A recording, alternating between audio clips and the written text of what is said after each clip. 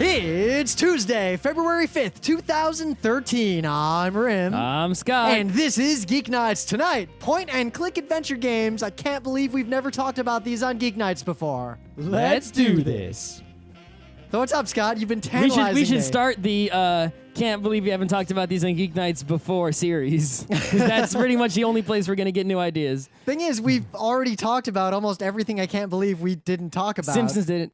Geeknights did it. Anyway, so, there's an old saying, the good things come to those who wait. And I know there's a lot of nerds out there, they don't like waiting for things. It's like, oh my God, they got to see the thing as soon as it comes out, or they got to go to the midnight screening. You got to wait in line at Hall H to see the thing that's going to be on YouTube sooner than you can see it. Gotta play Portal 2 at PAX because I can't play, oh wait, it's $5 now. Gee, oh my God, I have to wait for another season of Ponies. Well, guess what? At this time, we've already done that twice. And the third one's almost over already. But at the same time, it's easy to forget that. The waiting is so short. It is easy to forget that because, we were watching Ponies along, but then we had a lull. Yep. So Adventure Time has 4 whole seasons out, and we marathon through that shit like butter. Yep. I hit the end, it's like hitting a brick wall. Now I gotta wait a week for a half episode? Yep.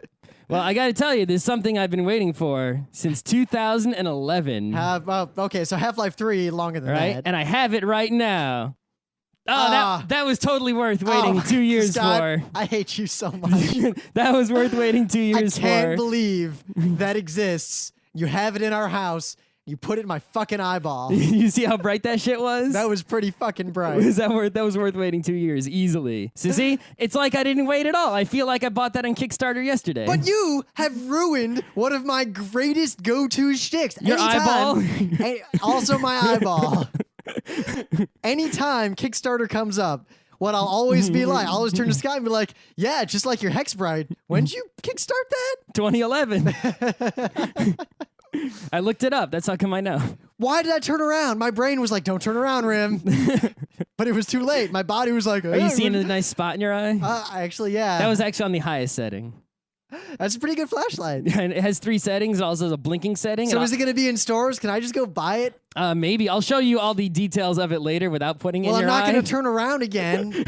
It's in my bag now. I still don't trust you. I'm not going to turn around again. It overheats if you leave it in that setting too long. Really? Slightly, yeah. It has an auto off in the heat feature. So if it gets too hot, like if you leave it in a bag on by accident, it'll turn itself off. It's pretty amazing.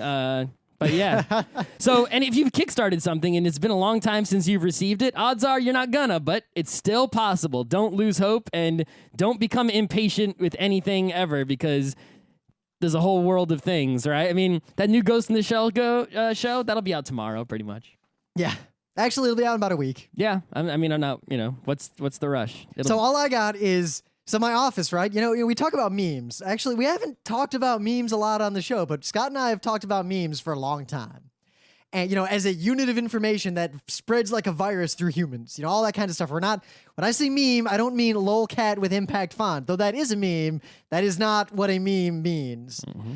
But a meme made its way through my office, and I'm like watching it cultivate and grow. It's like a fishbowl. So one day, one of my coworkers just kind of whistles, a little tune like do do do do do do, and a little thing. And unlike any other tune that's been whistled or anything like that, or even Gangnam Style, this just kind of got repeated around the office, kind of in a loop, and there weren't that many people in. And every day, as days go by, different people kind of just do it randomly and hum it. And people who weren't in the office before come in and they hear it, they replicate it out. Someone's doing it every 5 minutes now, unconsciously. And it's just do do do do do do do. That's from a song, but I can't exactly put my finger on it right now. So I'm going to keep tabs on this, and I'm curious if it's going to make it from me to other people. It feels really familiar, like an old video game song or a portion of a song from something, a soundtrack. But yeah, it might be some garbage pop song we just don't know the name of. No, I think it's either from a video game or it's a sound effect or it's from an OST, like a portion of a song from an OST. I feel like the part after that goes like, do do do do do is what I think it goes. But that part is not part of the meme. I think it's do do do do do do do do do do do do. You know, something like that. That's not how I think it goes. No one agrees on the second part, but the first part is just working around the office. Like one guy will hum it, and then like 10 minutes later, another guy will be walking around. He'll just kind of mutter it under his breath. Someone will whistle it. And at one point, one of my coworkers, like no one talks about it at all. Like after a week of this, it's just like, the fuck is that song? And then a few days later, he's just sitting there and he's like, God damn it. So I'm waiting. I want to see. Behind the Geschwut. Oh, Flipperwald Geschwut, whatever. All right. So someone told me about this game called Dungeon Village. And on paper, this is amazing. It's a game where you don't go in the dungeon. You're not the adventurer. It's not even Racketeer where you're just the item shop owner. It's Sim Village that adventurers visit while they go adventuring outside the village. It's not a genre. We had a whole panel at MagFest about genres, but sim something that normally is a thing you interact with in games, but is not the main part of the game, has always had a very nice warm spot in the middle of the cockles of my heart. Indeed. So this is really, have you played Game Dev Story where you manage the game developers? I'm pretty sure you made it a thing of the day. Yeah, it's one of those stupid games where all you do is click, click, click, click, click, click and wait, click and wait, click and wait. But the advantage is there's nothing to like pay money like stupid Farmville or Simpsons Farmville, right? It's just click and you just wait like a minute and you just keep clicking and keep waiting until you beat it, and that's all there is to it. So it's not, I hesitate to even call it a game. It's more just like a cute thing to poke while you've got nothing to do and you don't have a pet, and it provides infinite pokes. It's like you can just keep poking it forever and ever and ever, and you watch the adventurers go out and fight monsters and bring back treasures and bring back money and go out and you can send them on quests. And you know, it's funny, this reminded me, you build new buildings in the town, and the strategy is to put the inn, where there's just the building they go to the most, fall all the way down the road, and then line the road with all the other buildings so that they have to walk past all the other buildings to get to the inn, so there's a greater chance. Oh, Wanda Fireballs. Yeah, I can they'll use one of stop those. in the item shop or something where you get a lot of money from them. So it's Railroad Tycoon. And you also have to put putting buildings next to each other, they boost each other. So if you put something next to the circus, it gets a big boost. And a circus also gets a boost. So it's a Railroad mutual Tycoon, boost. you rode the roller coaster, now you're hungry? $1,000 for a French fry. And you can and also, it's in the way you of can the also bathroom. put flowers next to buildings, which just boosts all adjacent nearby buildings and things like that. So what's funny is this reminded me of a game that it's not like at all. So remember Fantasy Empires? it's nothing like Fantasy I know. Empires. You know why it reminded me of it? You remember that game? Yeah. One part of that game was you had your level 1 adventurers, like a fighter and a cleric and whatever.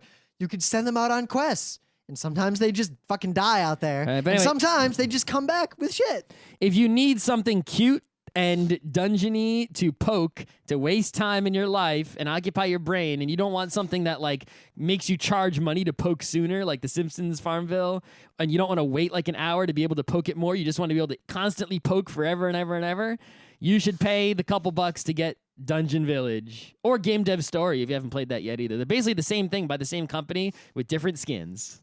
So I have a question for you. I'm trying something new for these kind of opening bits because I feel like you pointed this out. People are holding back game news announcements until maybe PAX because it's not that far away. No. But there's not a lot of game news. E3 PAX coming I mean, soon. I don't want to talk about OnLive continuing to try to exist. I don't have anything new to say about the Ouya that I haven't already said. There's nothing. Lol, I got things to say about both of those, LOL and LOL. Okay, yeah, keep nothing going. new. It's Yeah. kind of like Jack Thompson. They get something new. Jack Thompson. Man, that name hasn't come up in a long Something time. new, bigger than the last thing has to happen before I can talk about that thing again. So I have kind of a gaming question for you. Okay. So there's an article on Slashdot about a cool idea someone came up with of glasses that you could wear. You mean Google goggles? No. These are something a little more subtle. They're augmented reality in the sense that, for example, say you're colorblind. They will change the way colors appear such that you can perceive that two things that you couldn't tell the difference between are in fact different. So it basically, they couldn't see color because they're still colorblind, but it would change the colors of, say, all the red things and all the green things so that it looked different than the red things, so they could still tell them apart. Even so because nothing is sadder than a German board gamer who is colorblind playing through the desert. Through the desert or El Grande was trouble. El Grande as well. is trouble, yeah. So that's a cool thing, right? It's totally cool. All right, so the same technology can be used to, for example, say someone has a bruise or a sunburn, but it's not visible to humans. You could have glasses that augment the frequency spectrum you perceive, kind of like an audio compressor for video, and a shifter, like a to see those bruises or see those invisible sunburns. Okay, yeah, sure. You could. All right, so That'd be helpful for a doctor. They could be like, oh. So what if in my not too distant future I have my augmented reality glasses and that stuff just built in there, right? Yep. So I can see heat signatures of things. Sure. So I can see which card you were holding most recently if you just did something in a game of cards. Yes. And your Dixit cards were shuffled. Indeed. Is that cheating? Maybe. So I think there is going to be a problem in the board gaming world and only the tabletop board gaming world, not other kinds of gaming. Casinos can cover it, right? There's already all sorts of devices you can use to cheat in a casino, and casinos already keep those out. Now. The thing is, they'll just won't be like, "Hey, you can't wear you can't wear that shit in the casino." Yeah. So then, when I have my cyber eyes, no cyber eyes in the casino? Exactly. People with cyber eyes can't gamble. Wait a minute. So no, the rich people who are willing to spend money on ridiculous extravagances stay out of our casino. Well, the rich people who are willing to go into this EMP area, or they'll invent some sort of uncheatable system where you don't have the physical cards. It's some digital thing. You can't, you're not plugged in. Well, here's the thing. They'll just use some other system Scott, that doesn't. Here's how casinos get around that. And they're already getting around it. They have a ton of money. Well, like Craps, right? Craps has the best odds. There's a reason why at most casinos, Craps is so expensive per play that most people can't play it. You can play Craps. You put whatever the minimum chip is on just like the whatever the line. And the last several times I've been to a casino, the minimum entry point on any Craps table was $100 up. Oh, I've seen like $10 Craps. I have, but not often. Anyway, it depends on the time of day. I mean, in the middle. Who's gonna pay $100 on one roll of the dice? Are you insane? But I'm saying that what they do. It's like I'm like I don't want to buy a 3DS because there's not enough games out, dude. If I'm willing to put $100 on the roll of a dice, I'll buy 2 3DSs. What I'm saying is that that casinos will minimize games or eliminate games over time culturally that have good odds or that could be gamed by systems like that. Separate question.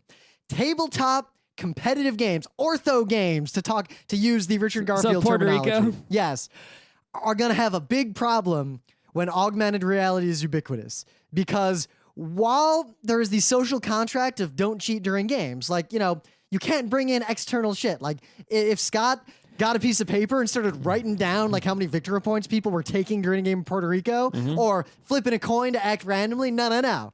There's a social contract. But when all those interactions are invisible and indistinguishable from what if you just have a really good memory? That's a problem. There's a solution that's you're completely missing, right? Board game mode on my electronic eyeballs. That's exactly right. If you have these magic eyeballs that can change colors, well, obviously they can project any image to your eyes, right? So you don't even have fucking cards that can have heat signatures on them.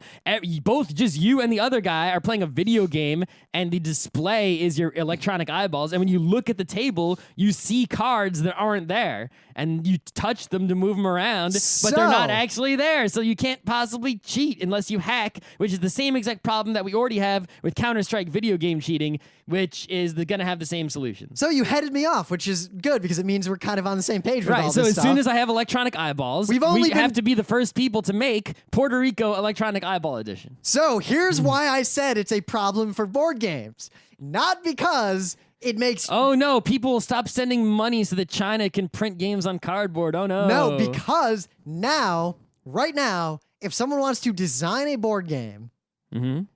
They basically don't need anything except their brain and pieces of paper and, fiddly bits. Oh, they're going to have to learn to code. They will have to be able to code. All board games will become video games amongst people with electronic eyeballs. Basically, yes. Suddenly, board game development just becomes an interface for video game development. Yeah.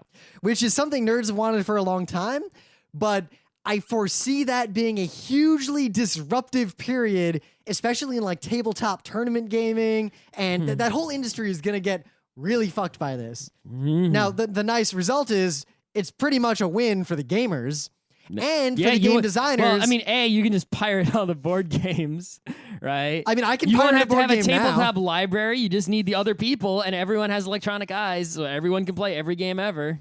But I'm even pumped now about augmented reality in I don't tabletop have to, games. Oh, no, I won't have to set up Eclipse. I'll just blink, and I'll take a look at Eclipse, and then, boom, oh, Eclipse is on the table. Don't you see it? Yeah, I see it.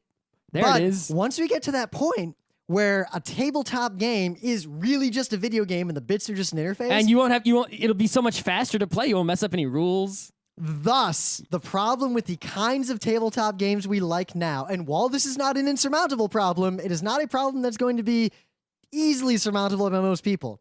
Why do we always say that tabletop games are the best games to study and design when you're a novice designer, and why they tend to be very elegant? Because the limitations of the physical world constrain. So suddenly, if the physical world is not decision. a limitation again, but is simply a manifestation of the interface, we again no longer have that limitation, and it lets the non-genius, non-expert game designers basically, it ruins their ability to make a good game. No, it doesn't, because they can still create the game physically, right? Forgetting all those, the fact that people can cheat with using their magic eyes. They can, and then once they've designed that beautiful game, just translate it into a digital version, as has been very successful for many a developer. But the people who will design faster and rise faster in the early days of this are the ones who are game designers and programmers, leaving everyone else in the dust, thus making it the point where... I think...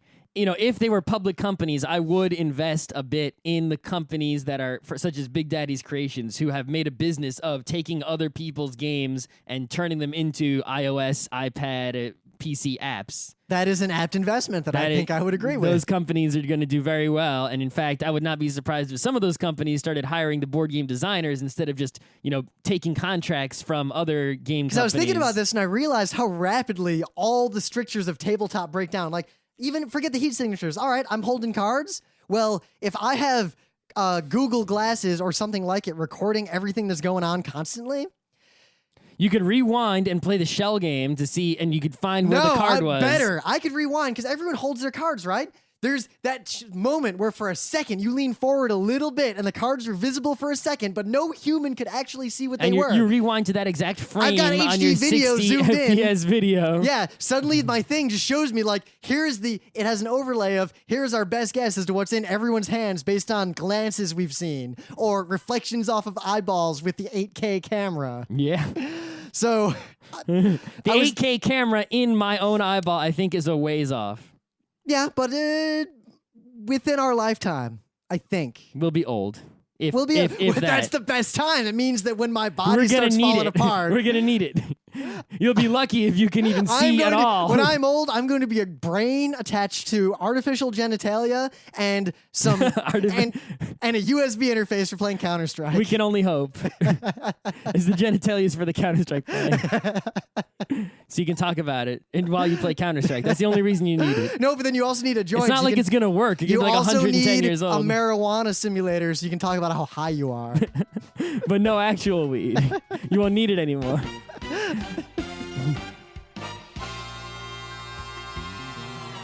But anyway, things of the day. I would normally make this a Wednesday Geeknights thing, but I'll make it a Tuesday thing to spread the love and the horrible judgment of the moon. There's a guy, he was thinking of the day a long time ago, and he would recreate openers to anime, like Fist of the North Star. But he would do it live action and play all the parts and basically dress up and then make himself be all the characters and all the scenes in the entire opener. It's hilarious. Different guy is doing something similar, and this is something pretty fantastic. Basically, he's doing that with surprisingly better cosplay skills than I exhibited at RIT. Which isn't saying much. Making costumes out of construction paper and redoing all of the transformation sequences from Bishoujo Senshi's Sailor Moon. Your favorite. Not my favorite, but you know what?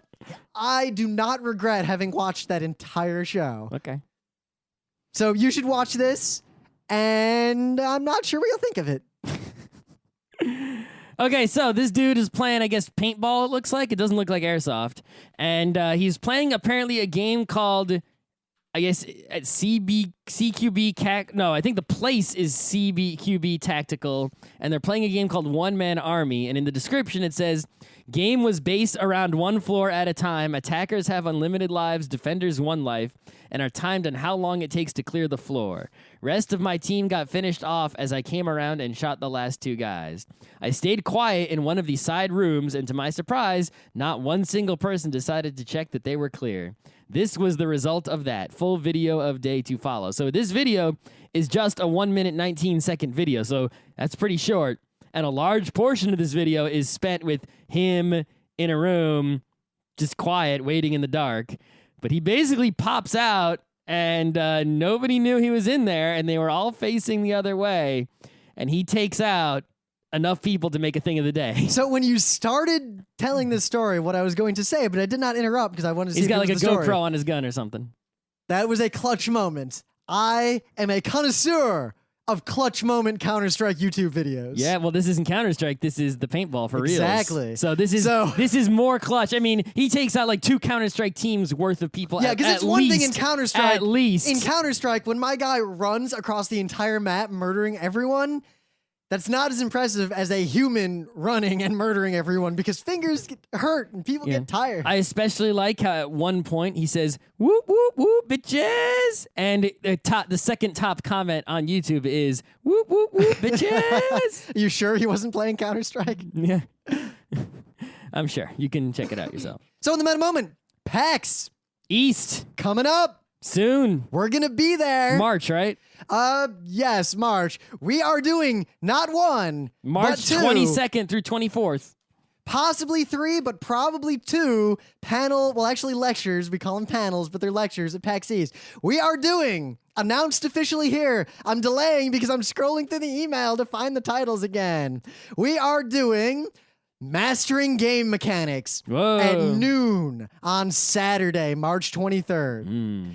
And we are doing Practical Game Theory at 1:30 on Saturday in the same room. PM. These are both going to be 2 pretty cool lectures. Because the room might not have a stage, and we tell you guys right now, might not video them. It's way hard to video a lecture if the panelists aren't on a stage. We'll see. We'll see. Kineticon submissions are open, and it's February, so we're starting to schedule stuff. So if you want to present at Kineticon in Hartford, Connecticut, a convention about literally everything, Which is the week before PAX Aus in August. submit your shit. Yep. And Scott, myself, and 1 other person are the sole deciders of whether or not you get to present. And if you present enough, we'll give you a free badge. Is there any other meta, like the book club? The book club book was The Great Gatsby. We both finished it. We'll do the show as soon as we have a Thursday episode free to do it. If you didn't read it, you're a bad person. If you read it and didn't like it, you're a bad person. I'm going to pick another book soon. I don't even know what. Really? What's that book gonna be? I don't know. Pressure's on. Just remember, if you I should stick with my plan of pick book I own physically but have not read yet. I'm just warning you, the second you pick something I don't like, it's all nonfiction. Great. Or The Count of Monte Cristo. Great. You would like The Count of Monte Cristo a lot. It's so long. The thing is, you'll read it so fast because it's so awesome. Anyway, let's forget about any other metas right now. Yeah, we got videos online. I uploaded the 3rd and final of our presentations from MagFest And he 11. immediately goes into more meta. But I go and tell people I got a thing out. Okay, good. Is that all? That's all. That is all. All right, so I can't believe we didn't talk about this. This is where we play the theme song I can't believe we didn't talk about this. We may have talked about this. We may have talked about this, but in searching our website extensively with many methods, I have not found any links to it. Therefore, I don't think we've ever done an episode on the point-and-click adventure game genre, so let us do that now. Because it is a genre of games that is beloved by many, is of historical significance, and is of recent resurgence. Now, we can talk about like actual history and things later. You can read about that on Wikipedia. Yeah, we're just talking about our own experiences and our own thoughts on these things. You know, back to classic Geeknights. You know, a little bit of Dave and Joel style, a little less Anime World Order style. So the reason I thought of this, and Scott thought of this, and Scott hasn't heard of this game, though I'm really interested in it, is that Kentucky Route Zero is this indie game that is a point-and-click adventure, but it's not like old point-and-click adventures. Okay. And it reminds me kind of, if you look at the graphics, of Out of This World. Oh, like on the SNES. Flashback? Yeah, well, Flashback came way later. Out of This World was the first one. Right. And they're not really in the same genre, but they're anyway, I digress. So I'll get back to why I think Kentucky Route Zero might be different, but it has to do with things James Portnow said. You might know him from Penny Arcade stuff in our video from MagFest. Anyway, so the only point-and-click adventures I've ever actually liked were Maniac Mansion, but that's because I'd never played anything like that before. Yeah. Shadowgate because I'm a moron. I like Deja Vu more than Shadowgate. I liked them both equally. I beat Deja Vu without cheating or looking up any facts or anything like that. As did I. I beat Shadowgate mostly on my own, but I looked in, not facts, but I had a Nintendo I actually Power didn't thing. play Shadowgate until the emulator era, but I had a strategy guide of NES games I didn't own, and Shadowgate was in there. So I rented Shadowgate, and I didn't know what to expect, and I remember playing through it, and I was like, I thought it was the most awesome thing ever because I was dumb and didn't really realize what was going on, mostly because of the crazy deaths. The crazy All deaths. I cared about was... All right, we've talked about enough about Shadowgate crazy deaths. I Yeah. don't think we need to talk about it more. Deja Vu, it's all about punching that mugger 3 times. Yeah. But not 4 times. No. But don't punch that other mugger, but Well, don't shoot once him you either. punched him 3 times, don't go in the alley anymore. You only have to go in the alley 3 times at most, right? Yeah. So just don't go that way. The only problem is if that other asshole mugger shows up. Anyway. If you run out of money for the taxi, that's why you have to win the lottery in the slot machine. I'm going to admit something. I hated King's Quest. King's Quest 1, I hated it. I wanted nothing to do with that fucking game. I didn't hate them, but I didn't play them significantly long I enough played amounts King's of Quest time 1. to start to hate them. But it's not like I loved them where I was like I couldn't play them and I couldn't stop. I just played sort of King's played Quest them a little 1. bit and I said, oh, that's what King's Quest is like. Okay. I played King's Quest 1, 4, I think 5. I know I never played 2. Okay. I'm looking at the list of King's Quest. Yes, I definitely played King's Quest and King's Quest 4. And King's Quest 5 was on a computer at my school, but I never actually played it. Most of the ones I played King's Quest 1. Oh, I played 5 because that's the one that was on the NES. I never played any on the NES. Yeah, I didn't even know that there was one on there. King's Quest 5 was on the NES, and Yeah. it really sucks to play. I played King's Quest 1 a little bit just to learn, historically what it was like. And I also played a 1 or 2 of the ones that were sort of Windows 3.1 era where you would right-click to change the mouse cursor and single-click to do that action on the thing. I see some screenshots of them here. Let's see, which one is this? This is King's Quest 6. I think I might have played 6 a little bit. This is I Heart Chaos. King's Quest 3. I might have played King's Quest 3. It's possible. But basically, I didn't enjoy them primarily because I was used to playing action games or puzzly games, and I just didn't enjoy the kinds of puzzles in King's Quest games. They felt very arbitrary. Well, that's exactly the problem of most of these point-and-click adventure games in general, right? I beat what was the one? The one that everyone really likes with the skull guy. I beat it a long time ago. Grim Fandango? Grim Fandango, yeah. So I beat that one, right? Is that so much of these games is it's really, I hesitate, I guess it's more of a game than Dungeon Village, but even so, it's really just a story, a cartoon, or choose your own adventure in that there's branching, but it's not. But it's not that you choose. There usually isn't actually branching. Well, that's exactly it. Each branch is incredibly short and ends in a death or an end of game, and then you just return to the main trunk. There's no thick branches that really go far away and have a different ending. And most of them is one big long trunk with the real ending at the end, and very tiny branches where if you choose an incorrect action, you will die or soon die. But you want to do those, most of them, to see all those animations and funny jokes that result from them, because a lot of them, the different ways to die actually do a different way to die, and there's something to see, and there's content. I think Quest for Glory was the best in terms of crazy deaths. Right, but then you just return back to the trunk and try to figure out the thing you're supposed to do to continue and not die. See, you talk about the trunk, I do feel, we were talking about this earlier, that there are at least 2 sort of distinct within this genre, a word I use very lightly these days. Yep. That there's the like Full Throttle and a lot of the Scum games were much more linear, and you'd like be in an area and you'd interact with all the shit in that area, and then you you'd go to move the on next area. area. Exactly. Meanwhile, games like the King's Quest, even though they do some Legend of Zelda, can't get there from here till you got the hook shot. Yep. They'd still be a much more like they'd be a grid instead of a line of go around and go, figure out, I got to go here with this thing and then back over to here.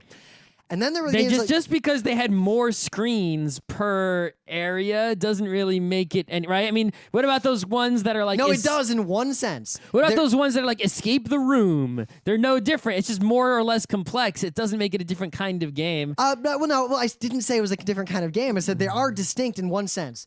The grid ones have an initial sort of long discovery phase where you're discovering this world and you're like making a map for yourself. Oh, because they're more complex, they have an extra just part in the to geography, the game. no other aspect. The fact that it's a big two-dimensional grid, you're thinking to yourself like, where is that village again? You're taking notes like, all right, this place had this, but in like Full Throttle, you're walking back and forth. Yeah, the other ones do still have that, but it's very short, right? It's like, okay, there's 3 screens you can go to. Look at all 3 of them, right? Well, here's the difference. Figure out all the things you can interact with on all of them. King's Quest had discovery and exploration, but Full Throttle really just had discovery. Like, here's the new area.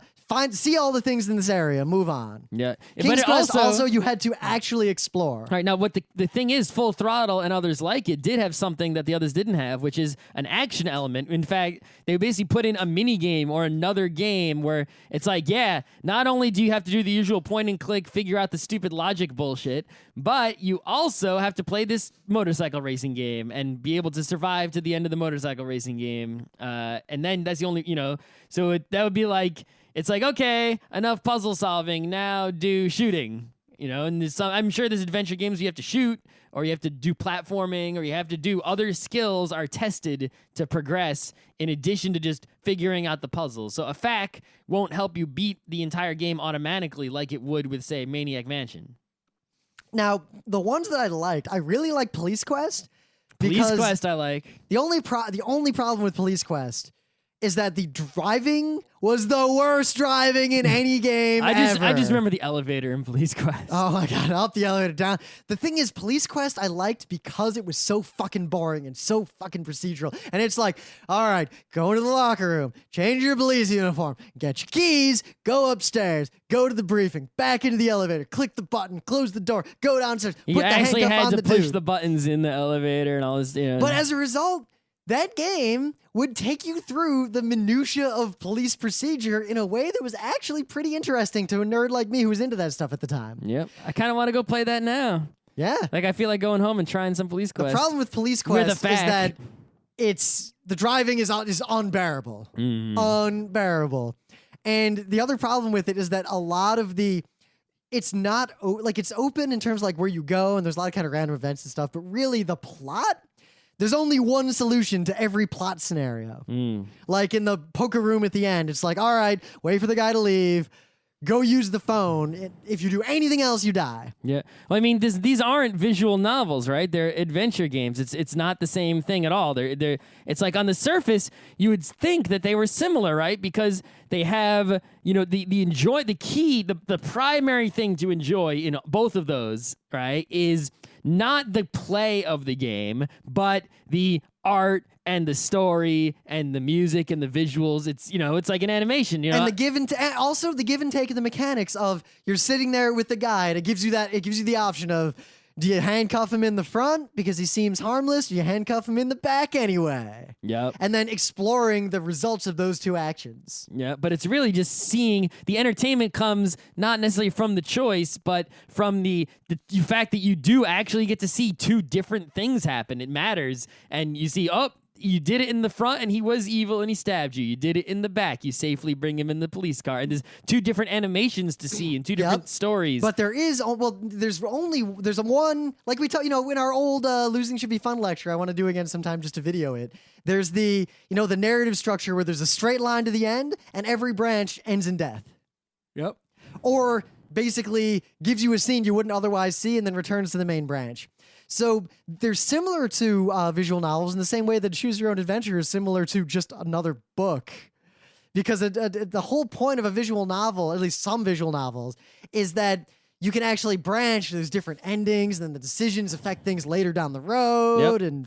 And they don't bullshit you by trying to like make you do, solve or test your skills. They just some literally, do. Yeah, some do. Some but do. Nine most of whatevers, nine whatevers, nine whatevers. That's not really is visual arguably novel. in the visual novel genre. It's more of a. It's more It's a visual puzzler. Yeah, it's more like Myst than it's just with easier, not stupid puzzles. Myst. All right, I hated Myst. Yeah, Myst is not the greatest. I like puzzles. I like crazy puzzles that don't. But the puzzles in Myst don't even fucking. No, they do make sense. I just don't like them.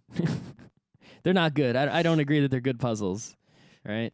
Well, they give you the explore with so little content. You know what it is? Myst has fucking 0 directional heuristics unless you are willing to take notes. Yeah, I mean, well, that's why I give you a notebook with the box when you buy it. Yeah, you know what? There's only one point in all of Shadowgate where you actually have to take notes, and that's to know how to do the order of the bullshit in the anyway. Right, because in Myst, you'll go up to a device and you'll learn how to interact with the device and see how it works and say, okay, this button does this lever does that, okay, this has something to do with that, and it controls something along those lines. Okay, but what do I actually want to set it to do something? I don't know. So you go examine the rest of the game, and maybe if you're lucky, you'll find something that looks like the thing you learned how to operate before, and you'll learn that goes with that. But most of the time, the thing that tells you, what to do with a particular device looks nothing like that device and has no indication that it goes with that device. You just sort of have to say, well, if this was the thing that told me how to use this,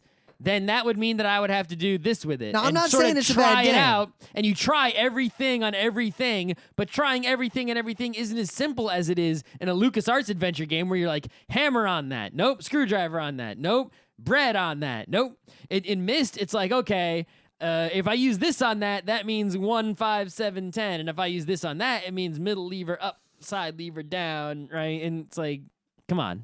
It's just a lot of but again, effort. I'm not saying this is a bad game. I just fucking hated it. I say it has there are many bad things about it Myst. did bad things to the gaming industry. That's for sure. It is a bad game in many ways. But actually, the games like this I like the most were the Quest for Glory games. I talk about them a lot because I love those games, and unlike a lot of these other ones, which I tried to replay in the last decade from my youth and just couldn't deal with them. Like, I tried to play King's Quest again in like 2004, and I just couldn't. I just didn't get it. I agree completely. When I was a kid, I fucking loved these kind of games. Like, my memory... See, I didn't. When I was a kid, the Scum games... I actually hated most of those. Really? I remember, because my brother was playing Full Throttle, and I was playing Quest for Glory, I think 4, and... I was like, all right, I'll try your game, you try mine, and he liked mine, okay. And I was like, Full Throttle, what is this? It's just like a straight line. There's like there's nothing to this game. Just click on everything. Yep. Just click, just fucking click. But click. anyway, it's like when I was a kid, pretty much any adventure game was awesome, right? But now, if I try to play one, I might feel like, oh yeah, at the start of it, like when I'm about to start playing. But then as soon as I get to screen 2, I'm like, oh right, fuck this. And maybe what I'll do is get a FAQ and just play it straight through to see the story, or watch it on YouTube to get that enjoyment from the story and all the endings. Well, we've talked about that as the game piracy if you watch someone play through it on YouTube. Right, and because there's no enjoyment for me in solving puzzles that make no sense. And here's the other problem. I played a game called Stacking, the one with you're the Matryoshka doll. Oh, yeah. Which is basically sort of a point-and-click adventure. It's basically you go to there's a bunch of levels, and in each level you have to solve these, different parts of the level, and you can walk around it mostly freely in order to advance to the next part, right? And so in many ways, it is a point-and-click adventure in the solving your way out of the room, sort of, what do I use on what? Which Matryoshka container do I use on that? And even if you know which one to use on that, where can I go get the one that I need, right? And there's a little bit of that going on. Well, I guess, here's the distinction. Look at Myst. But the point is in that game, most of the things to do made sense, unlike a LucasArts adventure game. Well, a lot of the because things... they made sense, it was so easy as to not be challenging at all, because it was just Scott, like, a lot obviously. of the things in the LucasArts stuff did make sense. Like in Full Throttle, the asbestos suit, like what do you think that does? Yeah, a lot of things made sense, but they still had a lot of things that were Nintendo logic, right? Whereas the Stacking game had almost no Nintendo logic. But the difference is, in these Scum games, for example, because of the limited set of items and the limited interactivity, even an 8-year-old in their head could map out every possible combinations of things they could do in a given room. Yeah, we played these when we were little kids, so yeah. Meanwhile, Myst is the opposite of that. There's no way to map out every combination. You have to solve it via an entirely different mechanism. Yep. Well, and so then I like the games that are in between the two, and Quest for Glory, that series of games with the first one doesn't really do it so much, but after the first one, they kind of figured out the deal. Quest for Glory has the RPG element to it. Yes, Quest for Glory is more like an RPG that looks like an adventure game. Yep. But it doesn't do the RPG stuff of like, I don't know, Turn-based combat. Torment. Oh, yeah, it doesn't do that. But we'll get back, because Quest for Glory I could talk about for hours. It's like my game from my childhood. It's your jam. The problem is Everyone knows it's your jam. I can do a pretty good job of separating the sort of semi-objective reasons why I rationally enjoy the game from the sort of, it was one of those games I played as a kid, but I can't separate them 100%. But I did play all those other games as a kid as well. I hated most of them. Quest for Glory, here's the reasons that don't make sense for anyone but me. One, the first like computer game that was for real, like a AAA blockbuster that I bought in a store. Didn't just pirate where I didn't have an instruction book or whatever, but I actually physically bought with dollars for a brand new computer, was Quest for Glory 4. Because 1, 2, and 3 are It's not ancient. a AAA blockbuster. In that era, it was one of the A games it was like on the shelf. Let's see what year that came out. That was what, 94? 92? It was a long fucking time Shadow ago. of Darkness? Yes. 93. And Yeah. 94 came with the CD version. Did you buy the CD or the floppy version? Floppy version, of course. Okay, so that was 93, right? Yeah, so look when Quest for Glory 1 came out. Well, hold on. I'm going to look up something else. Oh, okay. MechWarrior 2 came out in 95. So it was before MechWarrior 2. Okay, when did Doom... So here's the thing. Quest for Glory 1, 2, 3 were ancient. Yeah, 4, Doom came out in 93. I think that was the blockbuster as opposed to the Quest for Glory. Well, Quest for Glory was on, if you went to a computer game store, Quest for Glory 4 was on, underneath the Doom shelf. Well, no, it was on the shelf with all the other shelves, all big the shelves titles. had Doom. Doom was every shelf. Actually, I bought Doom 2 at Babbage's, I think. Yeah. Anyway, so Quest for Glory 4 was like I bought it, and it was awesome, but I was like 4. I've been through this rigmarole before Final Fantasy 6. Like, I knew about that stuff, so I was already mad. It's like, 4, where's 1, 2, and 3? And the internet didn't really exist in the way it does today now. So I'd like ask older gamer dudes I knew, like on chat boards and things. And eventually I discovered, and I found it, and I went to a game store and bought this.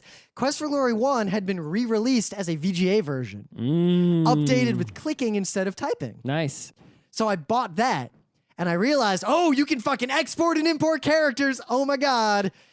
That is a great thing that I wish modern games. Only Golden Sun has that. What else has that? Halo, not Halo, Mass Effect. Does it? Yeah. Okay, you can bring The characters decisions you make carry through. from Mass Effect 1 to 2 to 3. Yeah. There are too few games that do this. That's all I'm saying. Yeah, no, but Too see, few. when I was a kid, many of you probably went through this. You had Final Fantasy 1 on the NES, you had Final Fantasy 2 and 3 on the SNES, and then when Final Fantasy 7 came out, you're like, what?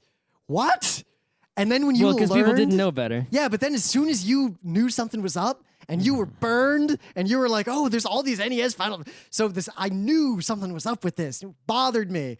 That drove me to get deep into gaming. That's why I knew who made Quest for Glory. I didn't know who made any other game that I ever made, but I knew about Laurie and Corey Cole solely because I was so desperate to figure out how to get Quest for Glory 2 and 3. Did you see they have a Kickstarter for something? Yes. Did you kickstart it? I noticed it too late. Because Quest for Glory 5 was terrible, and it was made way later.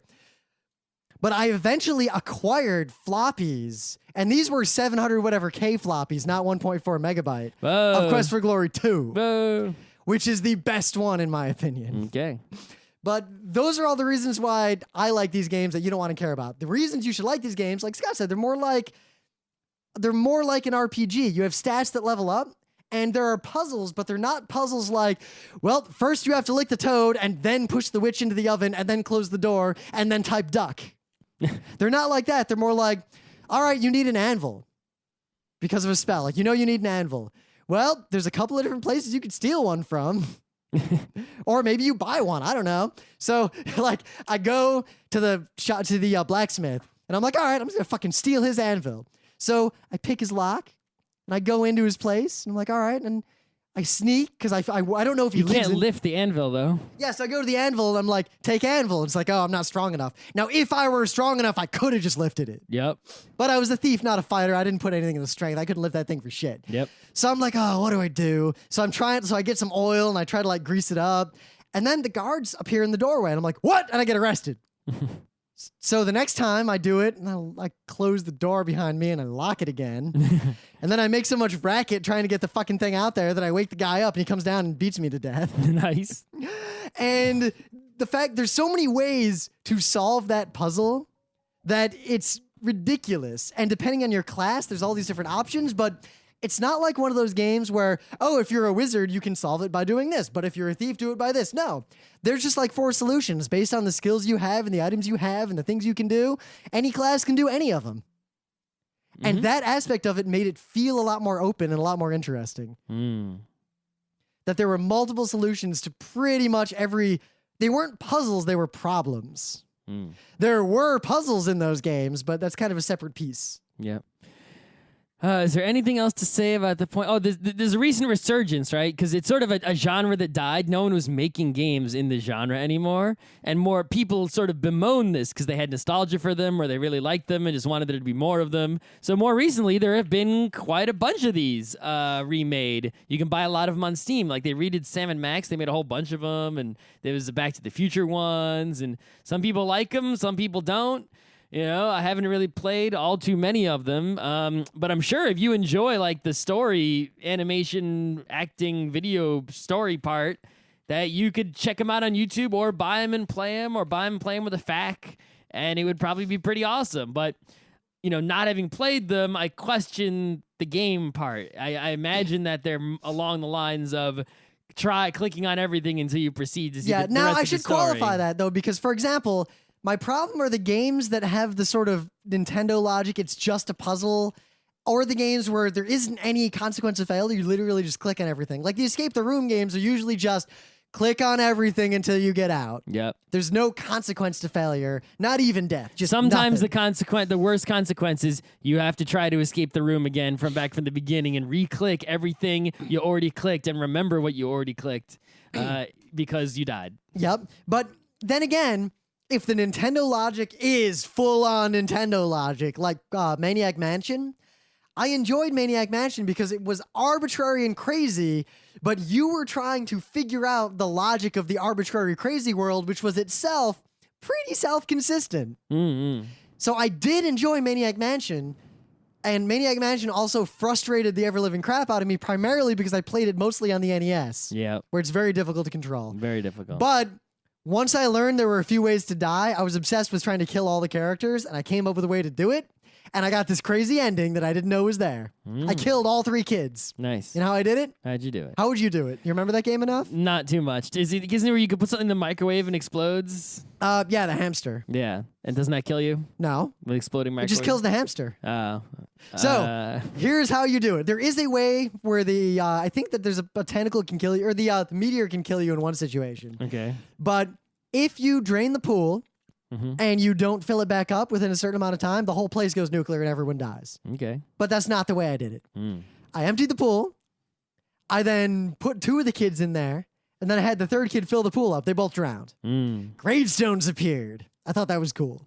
In the front lawn. So then I had to kill the 3rd kid. So I went back. I borrowed the hamster. I put it in the microwave. I killed it. And then I went into the room of the guy whose hamster it was, and I gave it to him. And he murdered me. Nice. I put a lot of effort into figuring that out. And I don't know, those games, like you said, part of the enjoyment of these games really is the funny and weird crap that happens. You want to experience it. That's why I'm kind of interested in Kentucky Route Zero. Okay, so you've been talking about this Kentucky Route Zero. So far you've said it's a point-and-click adventure that looks like out of this world. So as far as I can tell, by reading around a little bit on the internet, there aren't really puzzles. That's good. It has the interface and aesthetic of a point-and-click adventure, but it is just see the interesting stuff that's happening and try to figure out the story of this place. There is no puzzle to solve. It's also episodic, and it doesn't end apparently yet. I should wait for more of it then and buy the whole thing. Well, right now it's going to it's be on any good. Steam soon. I'll wait for there to be a giant bundle like Kentucky Route Zero Complete Edition. Right now it's $25 for the whole thing, or $7 per act. There's only one act out. Yeah, it's too much. I'm going to buy the Act 1 because I want to see what the deal is. Because in that MagFest panel, the point James Portnow made that was really interesting was that we talk a lot about genre in games. We always define it by game mechanics. And he pointed out that pretty much every other medium, except music, as we came up in the discussion, talks a lot more about mood and feeling. Like film noir is more about the atmosphere than it is about the black and white, camera angle close-ups. Some of it is. Yeah, but that we talk more about horror movies. But yet when we say survival horror game, we usually mean action, third-person shooter or tank controls or something. This feels like this is in the style of an adventure game, point and click, but it is a game that's defined by the feeling it gives you and the experiences you have. So I want to give that kind of game a big chance. Yeah, I just don't, I have nothing against that. I just think it's not really a game. It's closer to what a movie is. Well, it is a game, right? because this is the one point where we disagree with Garfield in his book. I think we can define what a game is very well if we use our three definitions. It's either, what skill is this testing, right? A game is a game if it satisfies any one of our three definitions. It's like three types of games. Either a competitive test of one or more skills. So this is not that. No. What was the second definition? Oh, a series of meaningful decisions. It's not that either. Or a consensual interactive amusement. It could be, it's an amusement. Yes. It's like... It is a consensual It's interactive like a Nickelodeon. amusement. You put a nickel in, you take a look, you have fun. Exactly, right? but you it's click on things distinct. and you have fun. The same thing as Dungeon Village. You click on it and you have fun. Yes, but it is distinct from a novel or a book in that you are interacting. You could miss things. Your interaction might be different than someone else's interaction. That is true. And consensual has to be in there because of a good example that I thought of a couple days ago. At the panel last year, people were like, it has to be consensual, but no one really gave a good reason why. Here's why. Let's say every day I break into your apartment and I piss in your Cheerios. Okay. So I'm making your life worse. That's just vandalism. Okay, so maybe it's a game to me. I'm like, I wonder if I can get in and do this. Like, how many days can I do this before I get caught? It's a game to me. For me, that is a game. Piss in Scott's Cheerios. Great. It's not a game for Scott. No. Because it's not consensual. Now, if Scott consented to that all right, I will try to catch you pissing in my Cheerios, and then, whatever, then it's a game for both of us. Or a better example, bullying. To a lot of bullies or trolls, it's a game. But it is really missing the point to call it a game from the context of the person being bullied. Well, some people will say, you think this is a game? Right? That's what they're talking about. Exactly. It's like, you think this is a game, but it's not. I'm not playing. Only you're playing. So I think, and actually it's kind of my challenge to you listeners, is there something you think is a game that does not satisfy one of those three? I'm just curious because I really like our definitions and I really want to do something with those definitions other than have the slide in every panel we do.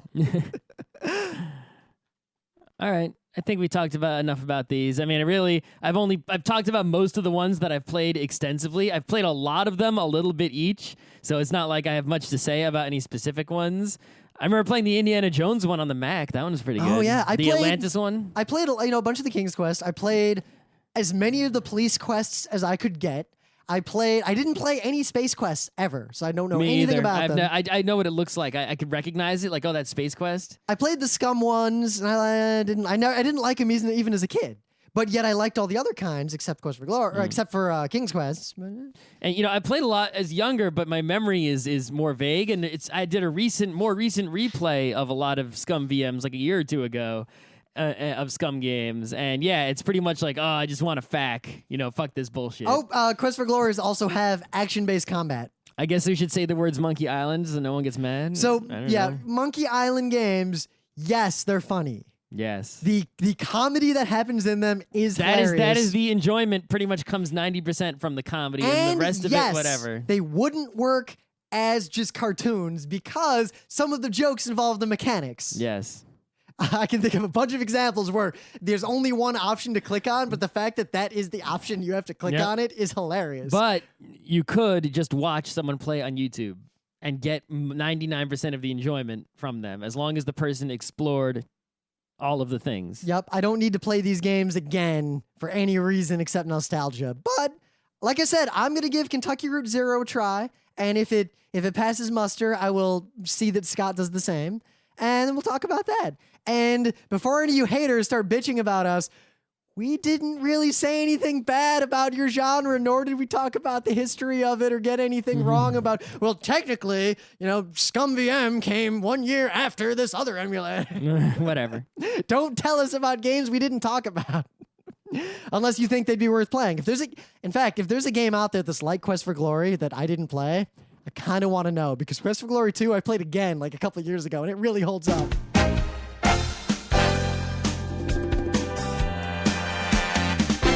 This has been Geeknights with Rim and Scott. Special thanks to DJ Pretzel for the opening music, Kat Lee for web design, and Brando K for the logos. Be sure to visit our website at frontrowcrew.com for show notes, discussion, news, and more. Remember, Geeknights is not one, but 4 different shows. Sci-Tech Mondays, Gaming Tuesdays, Anime Comic Wednesdays, and Indiscriminate Thursdays. Geeknights is distributed under a Creative Commons Attribution 3.0 license. Geeknights is recorded live with no studio and no audience. But unlike those other late shows, it's actually recorded at night.